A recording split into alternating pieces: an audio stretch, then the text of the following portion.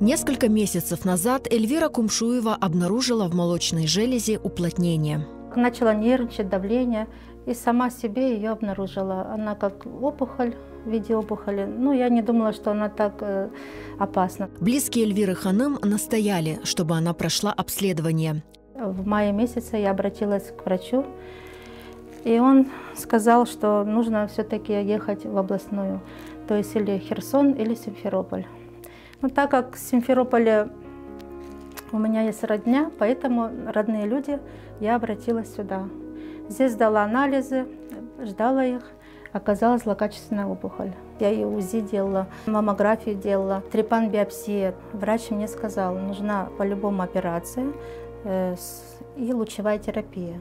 Месяц назад Эльвира Кумшуева приехала в Крым из Херсонской области. Из-за отсутствия российского гражданства лечиться бесплатно она не может. Женщине назначили операцию в частной клинике 27 июля. Прогнозы, чем раньше, тем лучше. Это меня успокоило, что я пришла вовремя. И что не нужна химиотерапия в данный момент, нужна лучевая. Лучевая терапия тоже это 21 сеанс, это долго, в течение месяца надо получить эти лучи, дорогостоящие. Назвать точную сумму для лечения сейчас сложно. Она будет зависеть от результатов исследования.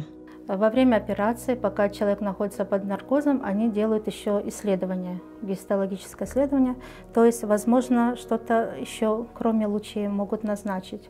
То, что аппарат может не заметить. Есть такое, что если там какие-то, допустим, лимфоузлы, какие-то клетки, то, возможно, еще что-то будет, какая-то дополнительная терапия. Сейчас Эльвира Ханым проживает в Крыму у родственников. Она просит всех неравнодушных людей помочь ей побороть болезнь и пройти лечение, собрав необходимую сумму. Мы остались без работы, и собрать такую большую сумму сложно. Не хватает средств.